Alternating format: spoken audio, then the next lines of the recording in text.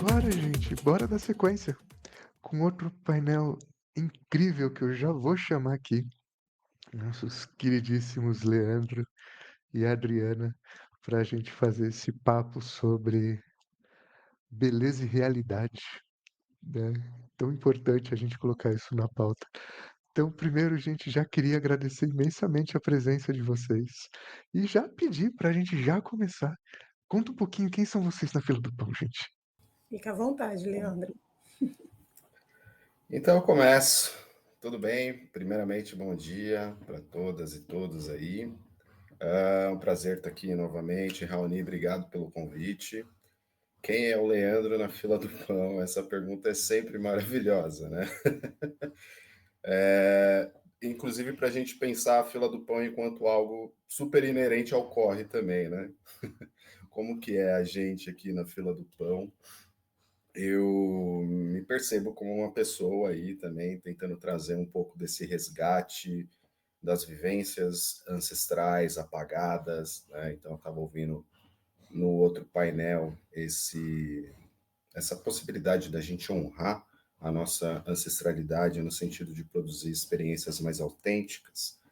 E acho que em cima do pouquinho que eu consegui adquirir dentro da minha história, dentro da minha trajetória, que também honra essa ancestralidade, poder produzir, então, experiências novas, autênticas e transformadoras. É isso que o Leandro, hoje, é psicólogo clínico, né, e também palestrante, que procura produzir aí essas experiências a partir de espaços de conversa e de reflexão como esse, procura promover nessa fila do pão.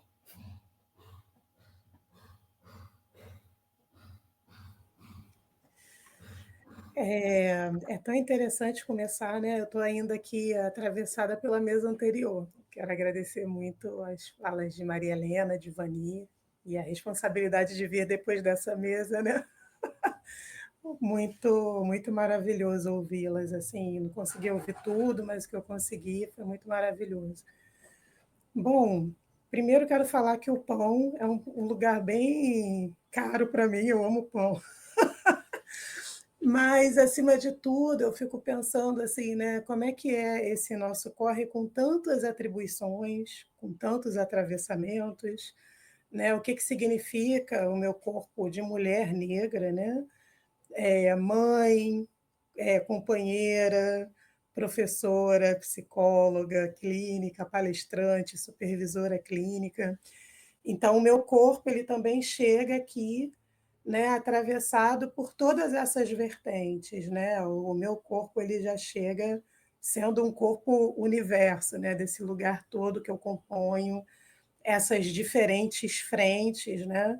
Que ora se aproximam, ora se distanciam, mas que me colocam nesse corre aí com toda a multiplicidade que eu carrego. Então, eu acredito muito, né, que nós nunca estamos sós, primeiro porque nós trazemos a presença da ancestralidade, minha ancestralidade muito presente comigo, mas também pela própria multiplicidade que eu sou, né? Não sou uma única coisa, sou tudo isso ao mesmo tempo e só tendo aproximação e distanciamento, né, de cada função de vez em quando e às vezes todas elas se manifestando no corre, né? Poderia dizer assim.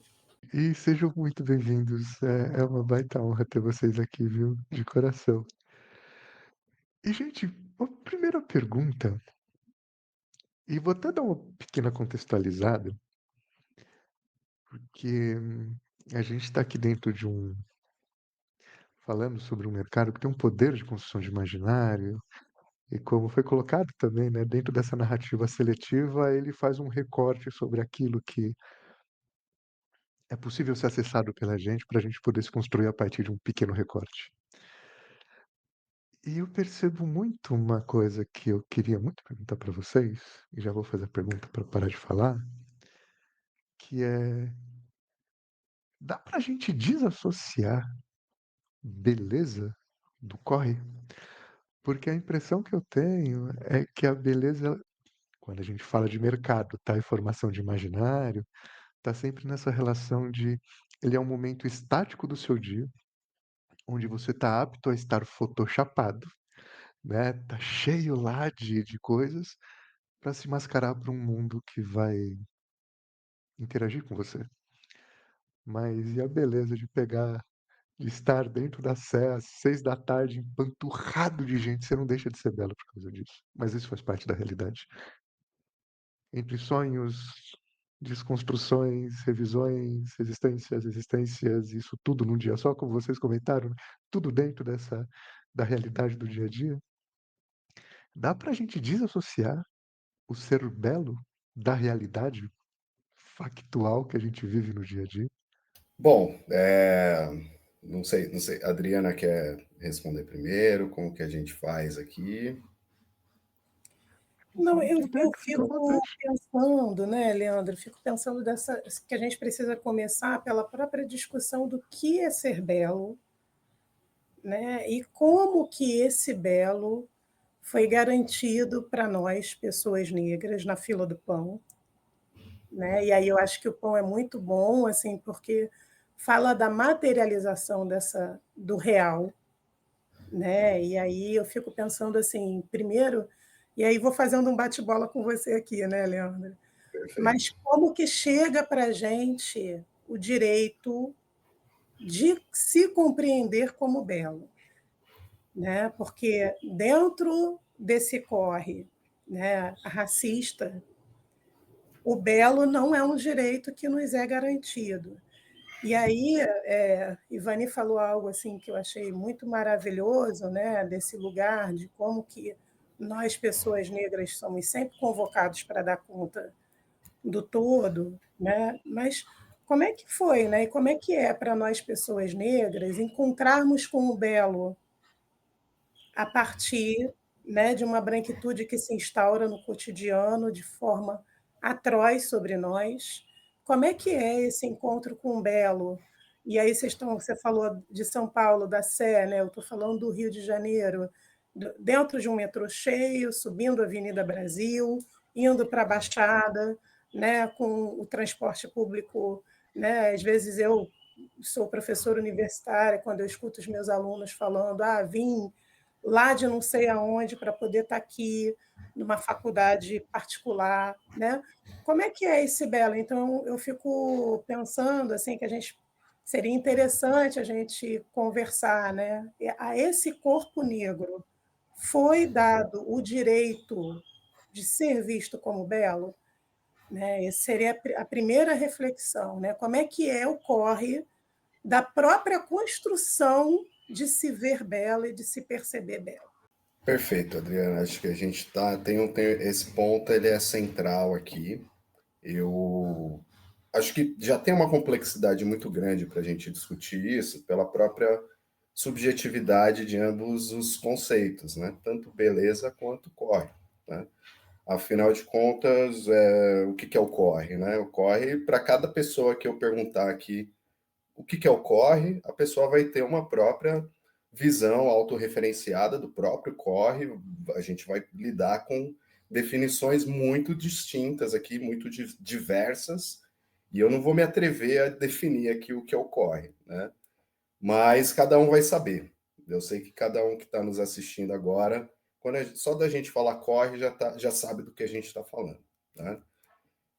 Então é importante a gente discutir isso a partir de alguns aspectos que geralmente funcionam como distorções nessa temática, né? Então o Raoni bem colocou, gostei muito da forma como o Raoni colocou a pergunta, porque ele já traz um pouco essa denúncia, né, dessa associação quase que direta entre beleza e um glamour, né?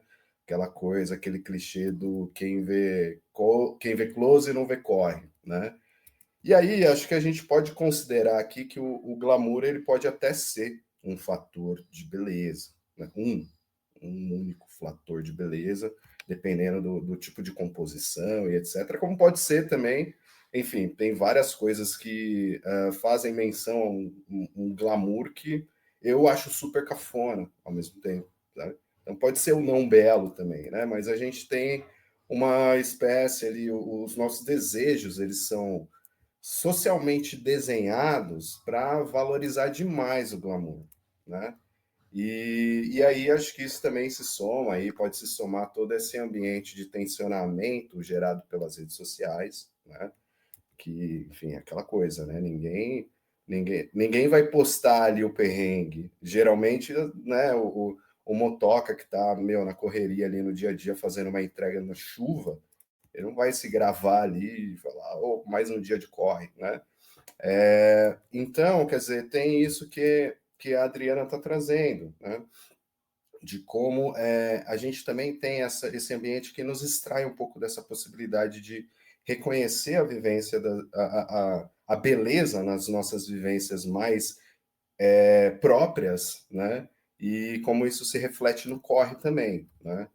Então, e obviamente que a gente vai ter que pensar a partir disso, assim, também, quem está no corre, né? Quais são os corpos que estão no corre, né?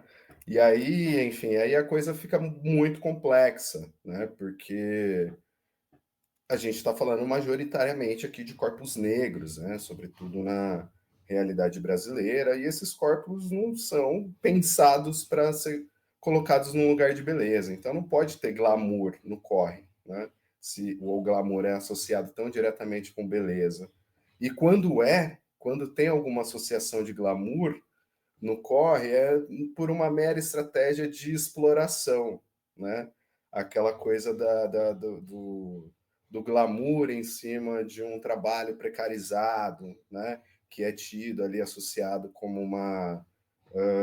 um empreendedorismo, né? Uma coisa que, né? Reflete ali aquele corre de uma escala 6 por 1, ou de, né, tantos trabalhos assim do que a gente chama hoje de uberização, que muitas vezes a pessoa está trabalhando 7 dias por semana direto, né?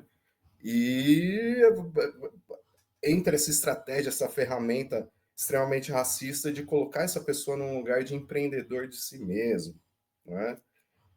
Então, olha como isso também é um dispositivo, né, racista, que é intencionalmente colocado nesse lugar para, mais uma vez, restringir o espaço de atuação e de reconhecimento desses corpos, né? Então, sempre que a gente vai falando aqui sobre corre, a gente não tem como desassociar essa discussão dos estereótipos e dos mitos que recaem sobre os corpos negros e indígenas dentro do tipo de sociedade que a gente vive, né? E aí, assim, só para complementar um pouco aqui a minha linha de raciocínio e poder trazer aqui um desenho, né, de como isso funciona, a gente tem também que lembrar que, assim, o nosso cérebro ele tem operações cognitivas muito automáticas, muito rápidas, assim. Então, a gente reconhece raça e gênero numa fração de segundos, assim, quando a gente olha para uma pessoa, né? A gente reconhece, e isso ocorre dentro de uma dimensão de funcionamento que acontece até antes da gente reconhecer, por exemplo, que você é o Raoni. Antes de eu fazer essa leitura, opa, é o Raoni, eu conheço o Raoni. Essa coisa mais elaborada, eu já reconheci raça e gênero, né? Então, isso faz parte, né, de uma um processo evolutivo mesmo, né, de funcionamento aí do nosso cérebro, que tem um lugar um pouco de facilitar a vida, né, de economizar energia para produzir respostas mais rápidas ali, mas que é um problema, porque dentro de uma cultura ocidentalizada, com diversos atravessamentos racistas, estruturais, como a gente sempre discute aqui, isso acaba acionando, né, uma espécie de um banco de dados racista diretamente, que vai impregnar nesses corpos uma série de estereótipos extremamente violentos, né, que foi muito bem discutido, inclusive, no painel anterior, no finalzinho ali que eu consegui acompanhar, né? E então, esse acionamento que dá quando a gente bate um negro, uma negra, né? Ele vai então trazer respostas ali muito automáticas de medo, de afastamento, de rejeição, né? Sem que a gente tenha um controle elaborativo sobre isso. A gente pode até elaborar depois, mas antes dessa elaboração isso já aconteceu, né? E aí eu gosto de pensar aqui a partir do Milton Santos também, que ele vai trazer ali a partir de uma perspectiva de uma geografia política, né? a ideia e a noção do território como um espaço que denuncia algo, né? E é interessante a gente pensar a partir, porque realmente o que denuncia então o território quando a gente olha para o gueto, quando a gente olha para a quebrada, para as favelas, para os becos ali, para os lugares onde o corre está acontecendo, o que está sendo denunciado ali ao mesmo tempo, né? E eu amplifico um pouco essa noção para a gente pensar, inclusive a partir dessa perspectiva do corpo-território, né? Então, o corpo mesmo enquanto um território, o que esse território denuncia? Quando esses acionamentos automáticos aparecem, o que está sendo denunciado? E, no geral, a gente não costuma associar denúncias como padrões de beleza, né?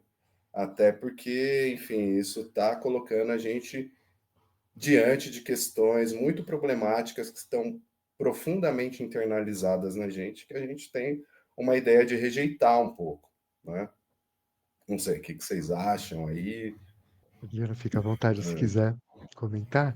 E aí, Não, pode eu continuar. fiquei pensando aqui, né, como que a denúncia tem sido um lugar de tanta força de expressão da nossa beleza, né? A denúncia é o nosso mote de existência e não de sobrevivência, né? Há séculos. É na denúncia que o nosso corpo, território, que a nossa existência tem se feito presente contra essa imago preta, né, como fala Fanon, que vem nos perseguindo, né, que vem sendo imposta aos nossos corpos numa captura que não nos permite liberdade na existência. Então, a denúncia é a ruptura. Né? A gente está denunciando pela capoeira, pela religiosidade, pelo Islã, pelo rap, pelo trap, né? Pela arte de variadas formas. Então, a denúncia é onde a gente fala assim, não, meu corpo não vai ser capturado. Né? A estação da Sé pode me capturar, mas quando eu chego em casa e ouço Racionais, ou quando eu estou dentro do metrô, né, ouvindo, né, sei lá, Jonathan Fer, por exemplo, né, tocando piano e trazendo para a gente, né, o sino da igrejinha, por exemplo, eu saio desse lugar, né, eu rompo com esse lugar que essa estrutura tenta me capturar. Então, eu fico pensando muito nas nossas tecnologias de existência. E acho, inclusive, que o nosso povo só consegue estar no corre por conta dessas tecnologias de existência. Né? Porque se não fossem essas tecnologias de existência, né, a gente não teria como explicar a nossa existência hoje sem as tecnologias de existência dos nossos ancestrais e que elas se perpetuam, né?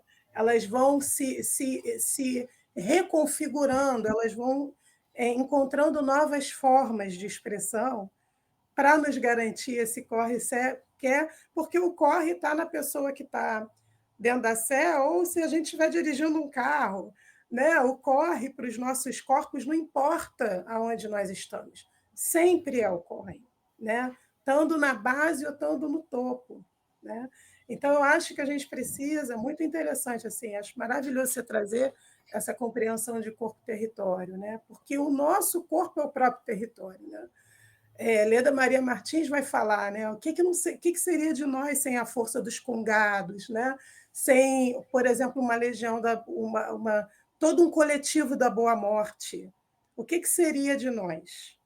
E aí eu não estou falando que, por exemplo, pessoas pretas teriam única e exclusivamente que fazer parte, né, das religiões ditas de matriz africanas, mas quais são as inúmeras tecnologias que o nosso povo tem para dar conta desse corpo-território e da nossa existência, né? Porque sobrevivência é o que essa máquina neoliberal faz com nossos corpos, né? Quando você falou do motoca lá, né? O que é isso? Isso é sobrevivência, né? Sendo colocado nessa roupagem do ser dono do próprio negócio, né, do dar conta de si mesmo, mas é o que o Carlos Mu fala, né? O capital não daria conta de ter uma abertura sem que primeiro nossos corpos estivessem no front, e estão até hoje, só se reconfigurando. Né? Então, eu acho maravilhoso, né, a gente romper, né, e romper de várias formas. Aqui é um espaço de rompimento, né, um aquilombamento de tecnologia ancestral, né, quando a gente está podendo falar sobre nós e sobre beleza em nós. Né? Ou é muito interessante até pensar esse encontro de hoje, porque falar sobre beleza é falar também de um outro lugar, né?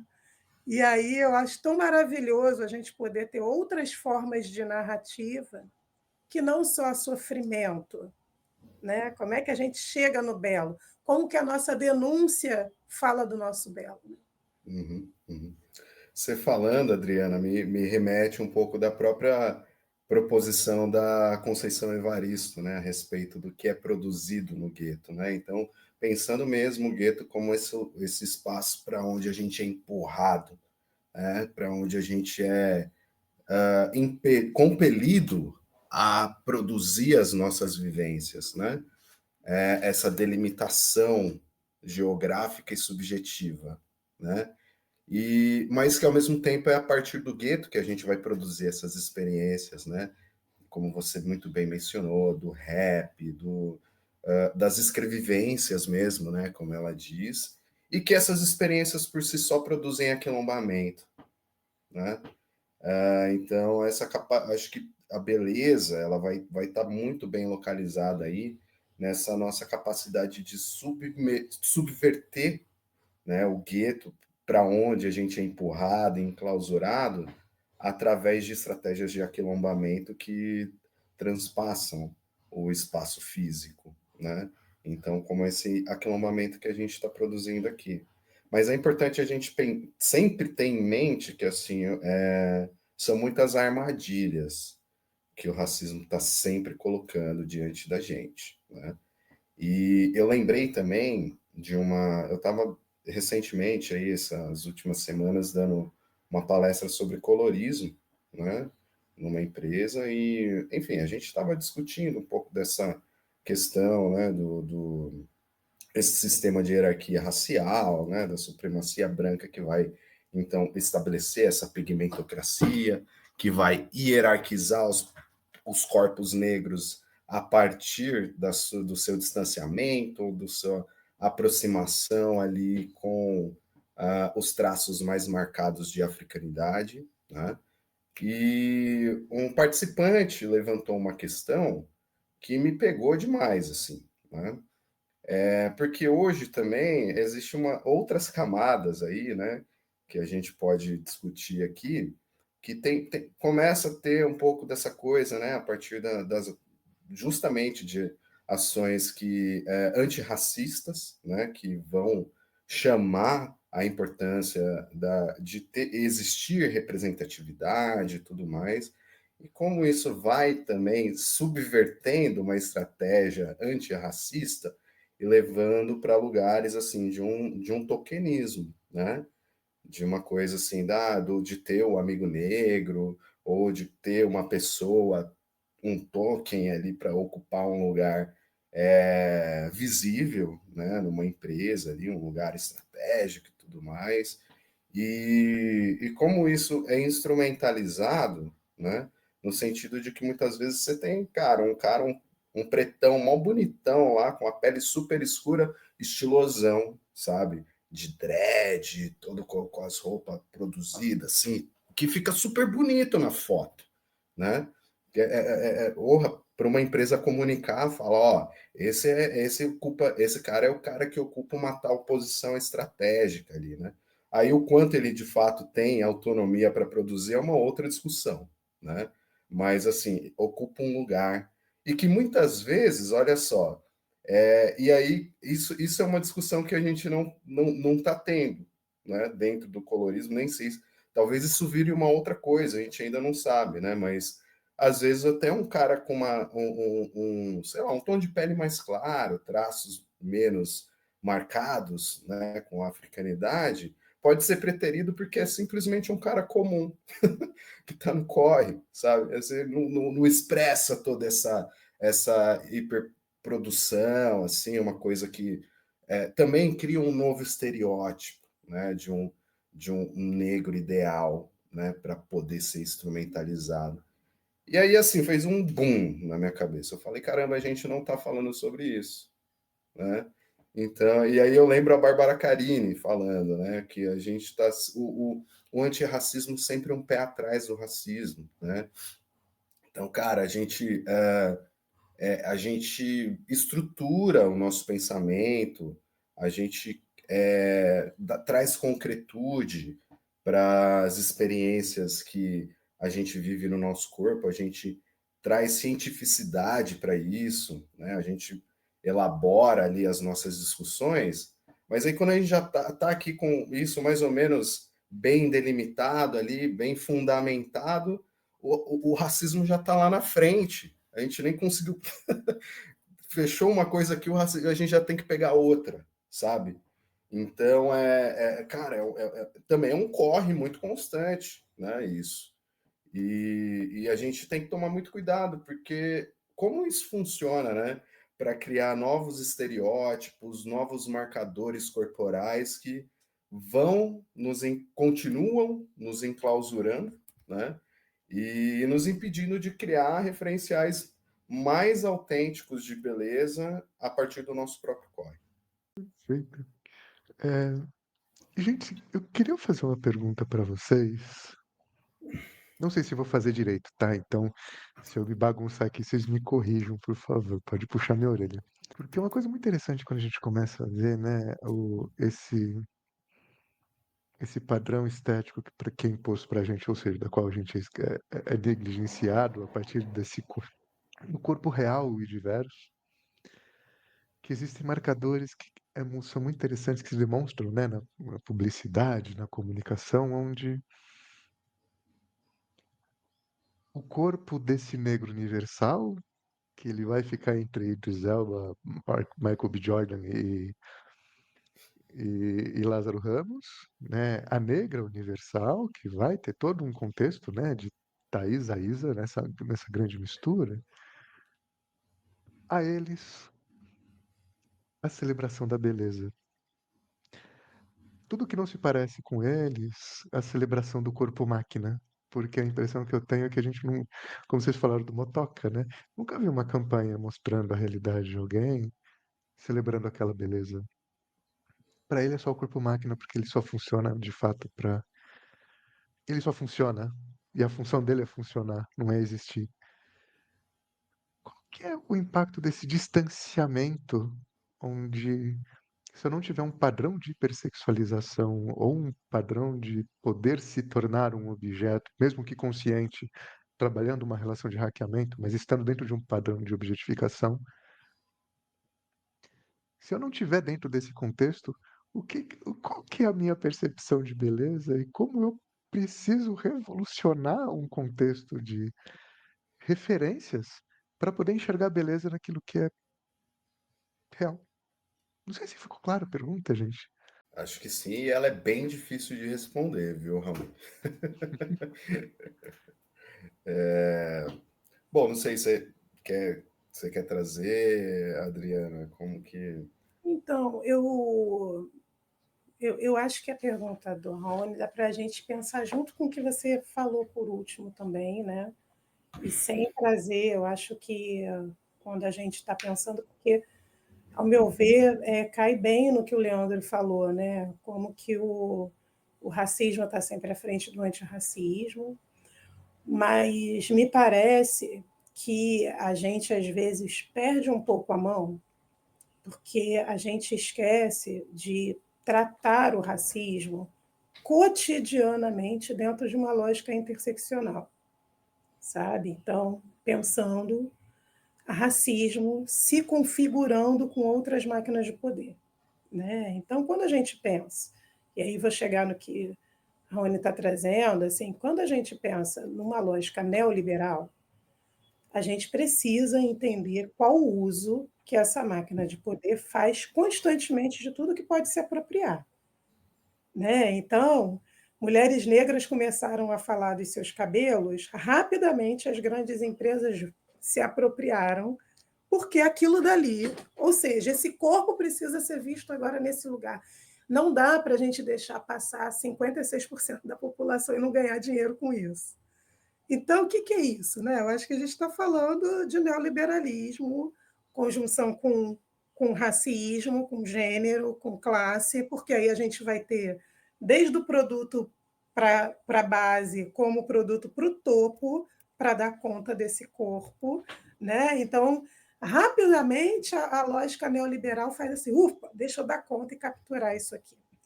E aí, Raoni, eu fico pensando assim, né? Você trouxe assim figuras muito importantes, né? Como Lázaro, como Thaís, como Isa, né? Mas qual foi o corre que essas pessoas tiveram que fazer para chegar nesse lugar? Eu acho que a gente precisa partir daí também, né? A gente está tendo, como por exemplo, né? A gente teve aí todo um movimento, a gente está tendo figuras importantes, né, da nossa música, figuras negras importantes fazendo seus últimos shows, como Gil, né, Milton.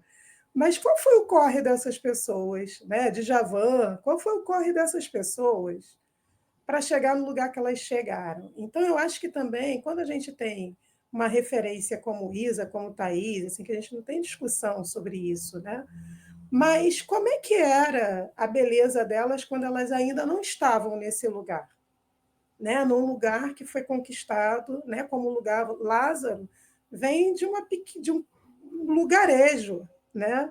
Então, assim, como é que foi o corre desse homem para chegar onde ele está?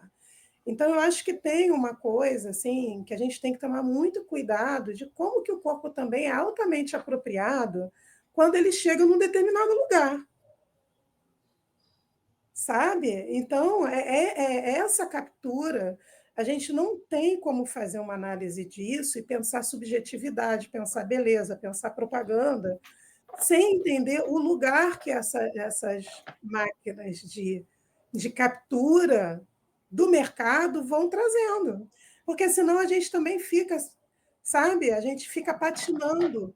E aí a gente está conversando de um lugar que não entende qual é o valor que tem a apropriação desse corpo, seja aqui na beleza, seja lá, sendo Uber, sendo entregador do iFood ou do Mercado Livre. Nos dois lugares eles estão capturados. Então, eu traria uma discussão para a gente assim, como é que a gente faz para não ser só a captura e para subverter dentro da captura? Porque eu adoraria ver, por exemplo, uma propaganda, um merchan com corpos no cotidiano, no corre, né? Porque tem muita gente linda aí no corre. Né? Mas, ao mesmo tempo, como que a gente faz para compreender, né, esse lugar de constante captura que esse processo maquínico, né, vamos trazer assim, né, como Deleuze e Guattari trazem para a gente, mas eu gostaria de trazer muito o humor, né, justamente pela figura preta retinta que ele fazendo reflexão sobre capitalismo, porque eu acho que é muito difícil a gente pensar, por exemplo, como é que eu faço consultório lá na frente da psicologia clínica, sabe, sem trazer essa reflexão. Para mim é muito difícil, porque eu acho que a gente precisa entender como esse emaranhado é complexo. E por isso que não dá para ter respostas definitivas. Aí eu concordo muito com o que o Leandro trouxe, né? Porque é um constante trabalho de reinvenção. E da gente estar atento, porque assim, a gente se reinventa e é capturado, a gente se reinventa e é capturado, a gente se reinventa e é capturado, né? Então, como é que é, né? Porque quando o mercado também fala que, então você não é mais bonito, cara, o primeiro tapete a cair é o nosso. Você não é mais necessário, o primeiro tapete a cair é o nosso. Sabe? Então, assim, quando você ouve pessoas falando, poxa, eu comecei a ser valorizado primeiro no país tal, tal, tal, depois que meu país me valorizou, a gente vai ouvir isso com muita frequência. Então, a gente precisa entender de que se trata isso também? Porque tem uma conjugação, e aí eu falo, né, que o nosso país tem uma produção de subjetividade que ela é calcada a tal nível na violência e na perversidade que a branquitude e a colonização nos deixou, que a gente tem que estar atento mesmo, né? Porque até quando a gente está nessas tecnologias de existência, como eu fiz menção, né? Como que isso também é capturado, porque passa a dar dinheiro é capturado, né? E aí usurpado. Então, não sei, assim, estou aqui trocando com vocês, né? Sem trazer uma menção definitiva, não tenho nem a possibilidade de trazer algo definitivo sobre esse processo tão complexo, mas estou aqui pensando alto, trocando com vocês, porque eu acho que é muito complexo mesmo.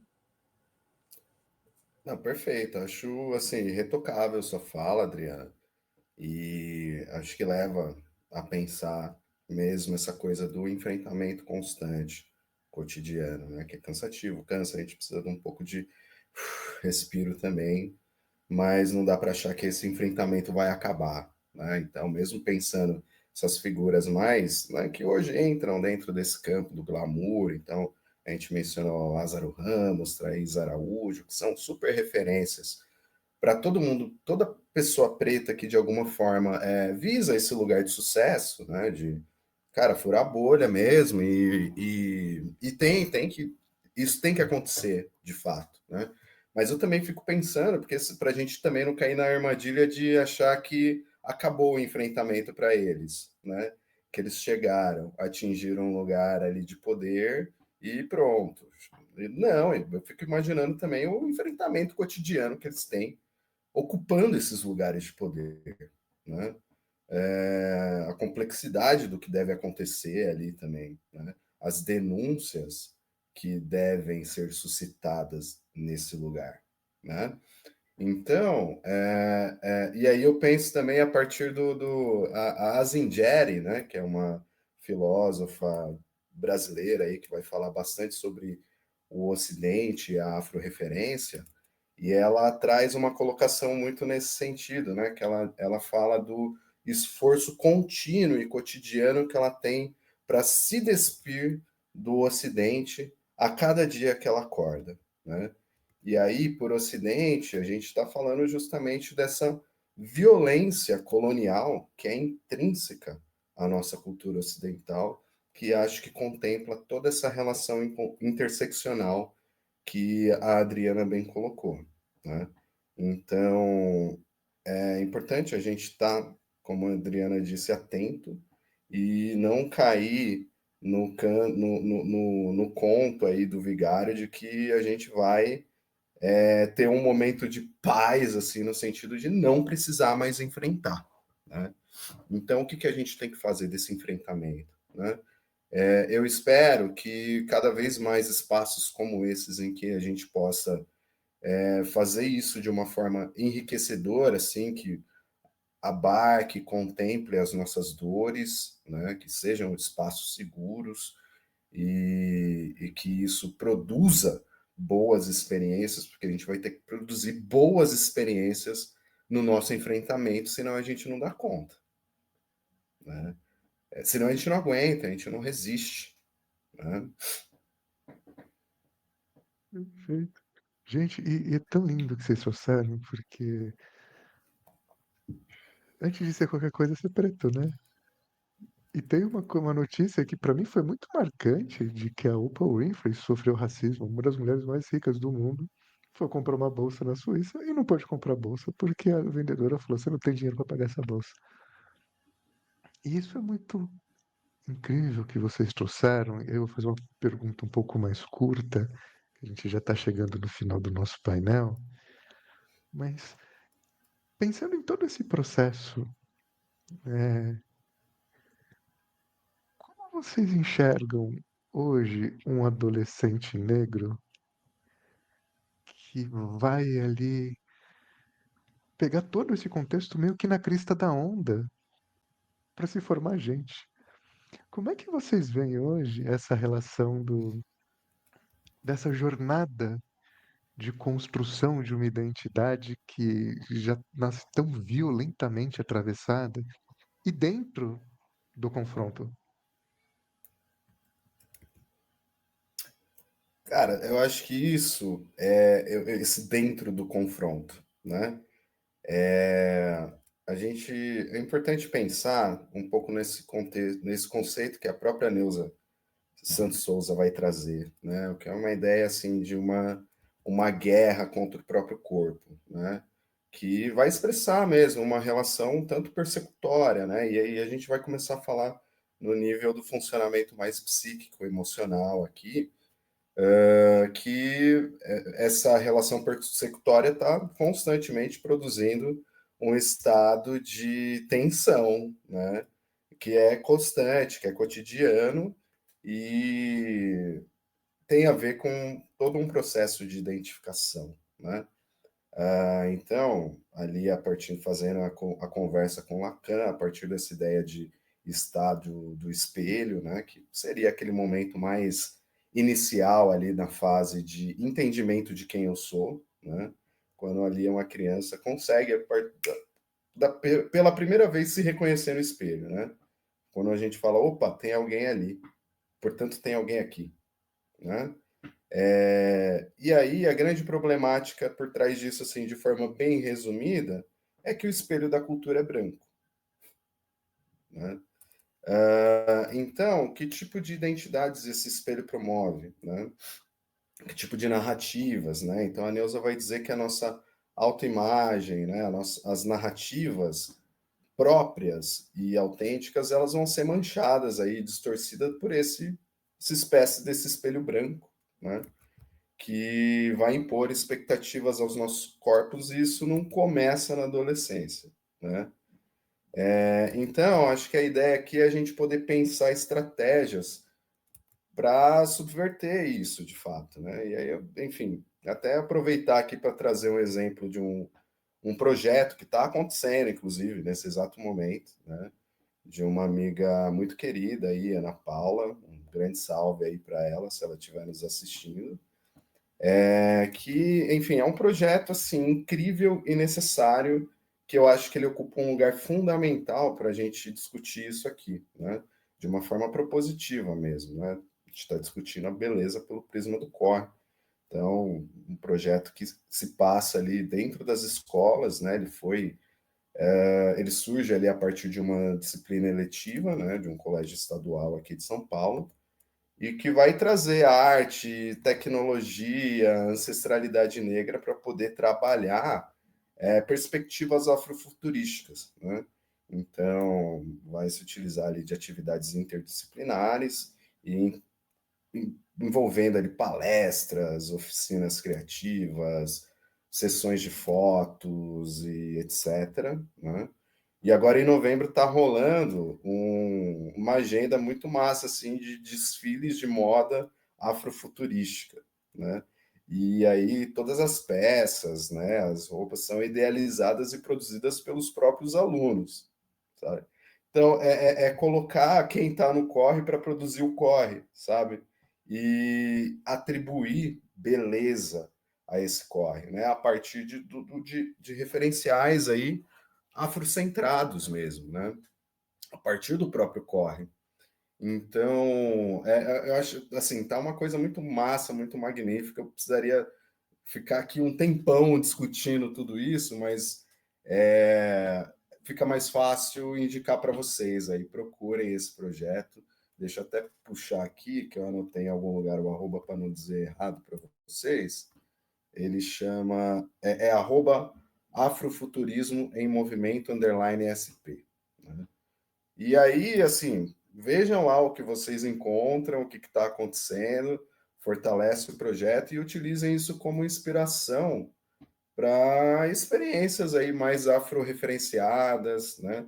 Porque as referências ocidentalizadas não vão dar conta de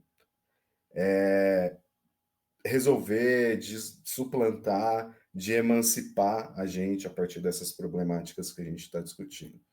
Então, essas referências ocidentalizadas, elas não dão conta da beleza que está no nosso corre.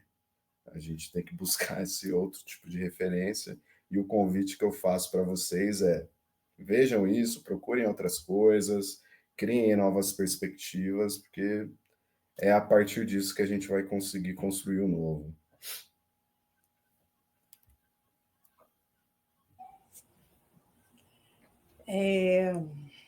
Bom, eu acho que a gente precisa pensar para essa pergunta, Raoni, assim, o que é infância e o que é adolescência, né? E aí eu falo em termos emocionais, né, no que diz respeito à construção subjetiva mesmo. E aí eu acho, o Leandro trouxe aí Neuza, né? Isildinha vai falar, né, desse apartheid psíquico que acontece dentro da nossa sociedade. Isildinha Batista na Cor do Inconsciente, na verdade, reorganizando a tese dela de doutorado, né? Nesse livro, ela traz como que nós vivemos no Brasil um apartheid, né? Por mais que não seja referência à África do Sul, Estados Unidos, mas como que esse apartheid se dá psiquicamente, né? Quando a gente entende toda essa separação de corpos que tem dentro da nossa sociedade. E esse apartheid ele vai atravessar a construção de uma criança negra de uma forma muito deletéria, né? Porque seja se a criança negra estiver numa escola pública ou numa escola particular, ela vai ter esse referencial de um negativismo colocado muitas vezes para esse corpo. E aí eu queria retomar a questão do belo, porque nós já temos hoje pesquisas que mostram como que crianças negras recebem menos cuidados no maternal. Tá? E aí, por que isso vai estar vinculado ao belo? Né? Porque quando eu preciso entender que a negritude não é vinculada ao belo, né? Então uma criança negra não vai ter seu cabelo penteado como uma criança lida branca, porque aí a gente vai lá naquela discussão do colorismo, como uma criança lida branca, né? Ou que tem um cabelo considerado um cabelo mais adequado para ser cuidado, para ser penteado, tá? E aí, como que vai se dar isso numa construção de cuidado e numa construção emocional das nossas infâncias? Então, eu acho que a gente precisa discutir, e você falou rápido, eu estou aqui, gente, como é que a gente fala sobre isso rápido, né?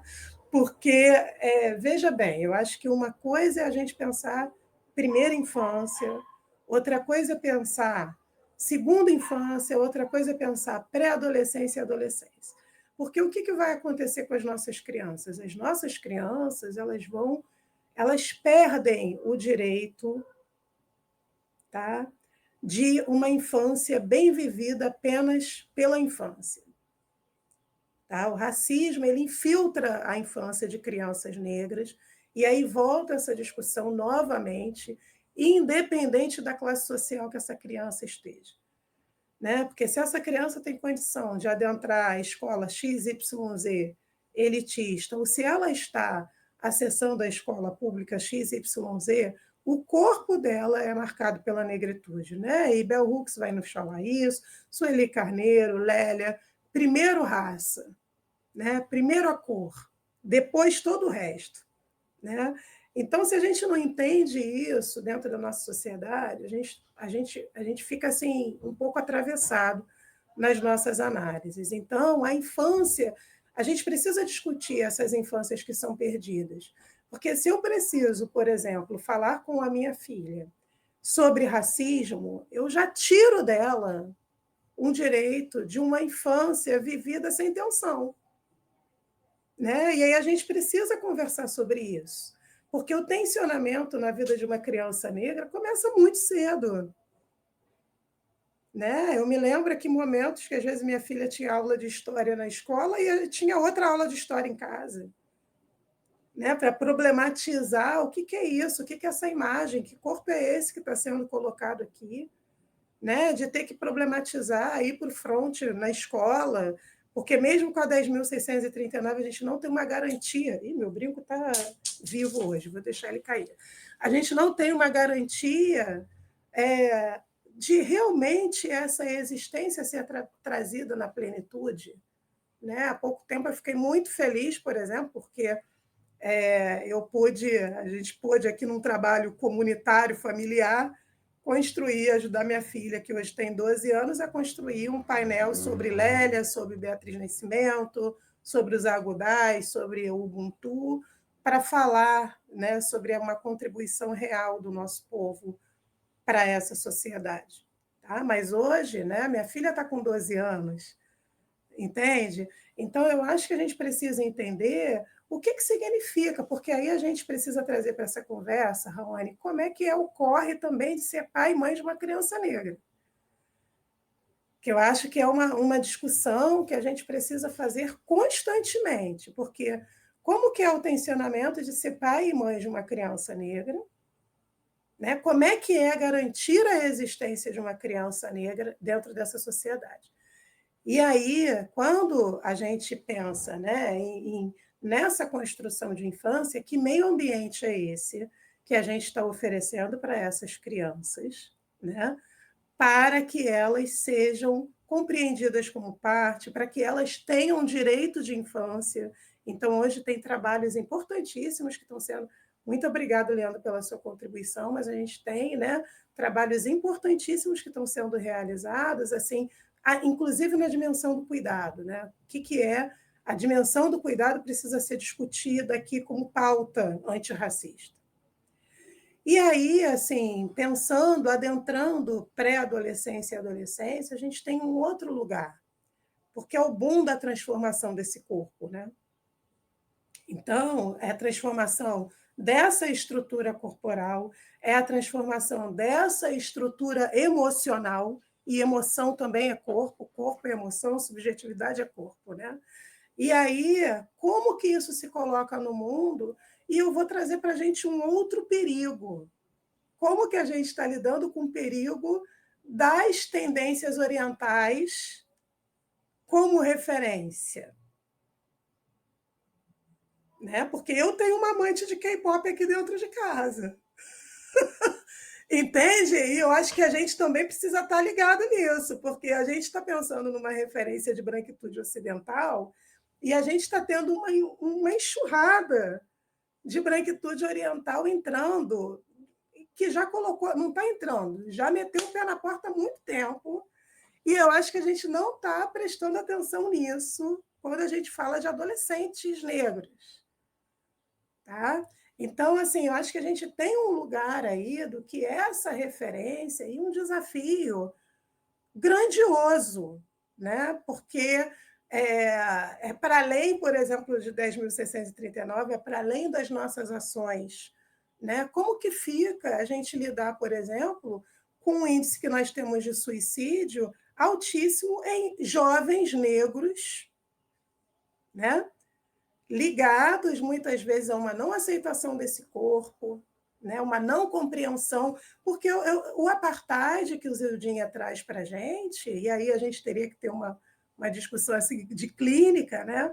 O apartheid que Zildinha vai trazer para a gente, como que isso se manifesta internamente em sensação de vazio, em sensação de não pertencimento, né? E aí eu vou convidar novamente a interseccionalidade, porque e se esse jovem negro for trans, se for um jovem negro gay, se for...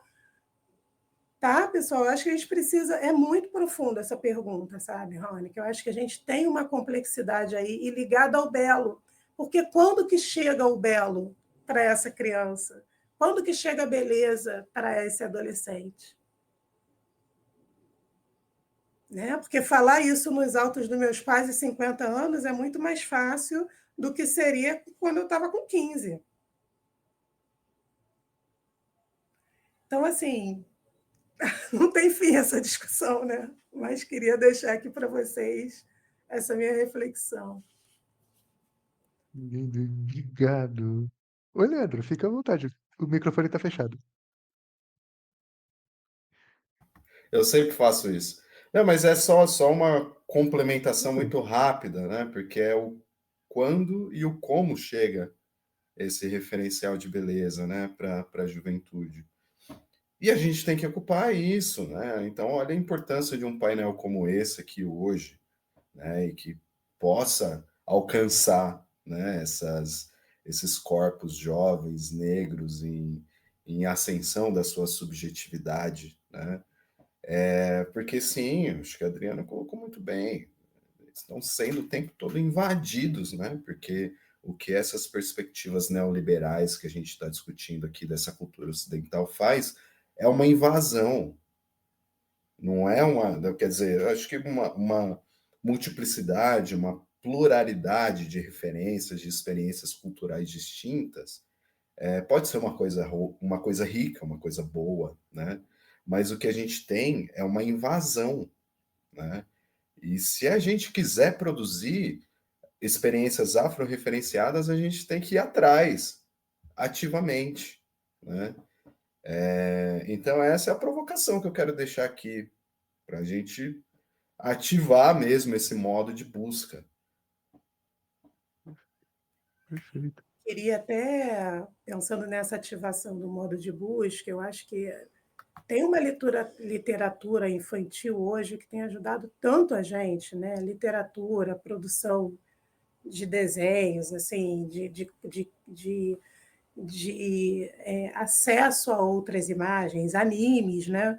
A gente está tendo assim uma construção muito ativa de presença de negritude, que eu acho que também nos fortalece muito, né?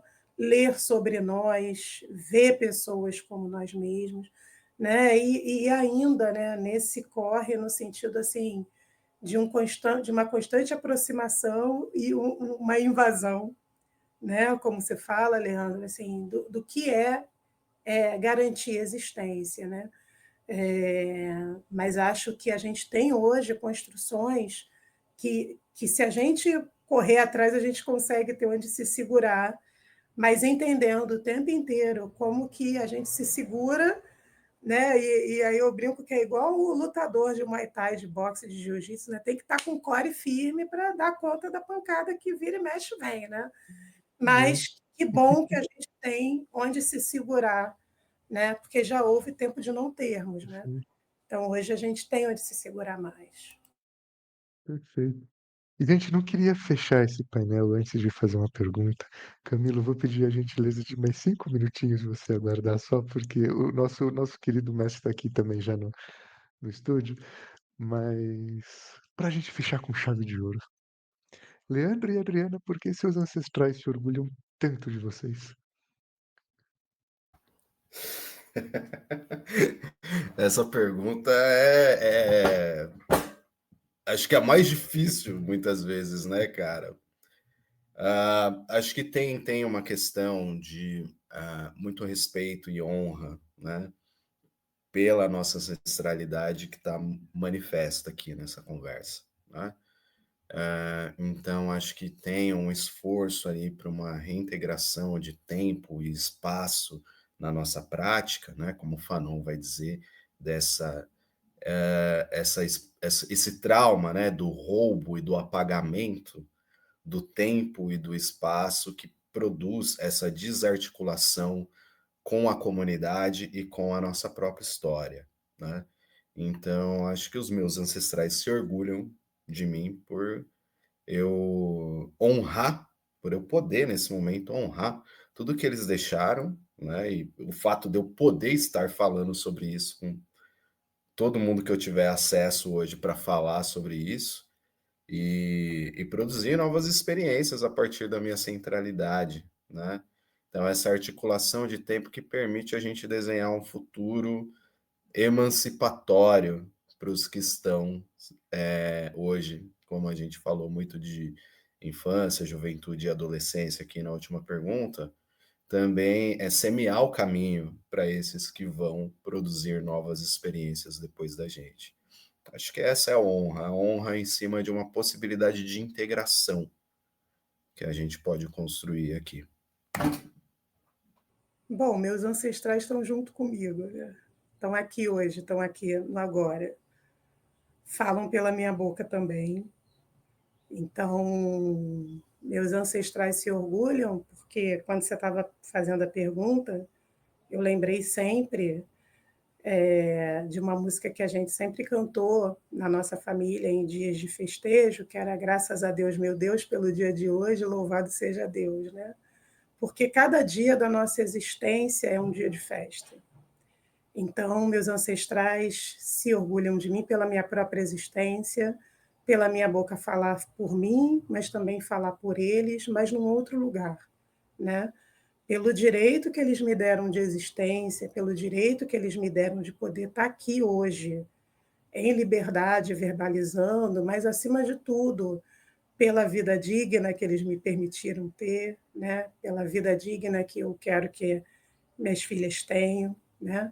Então, por poder hoje falar do belo também, né? Então, meus ancestrais se orgulham porque eles também se presentificam em mim, se presentificam na minha ação, na minha atuação, né? Então, eu acho que não tem. E aí, assim, fez um download, sabe, Raoni? Vou falar rapidinho na minha mente, porque eu acho que a minha existência, a minha caminhada, meus campos de reflexão, né, meus campos de relaxamento, eles constantemente atualizam a existência dos meus ancestrais, né?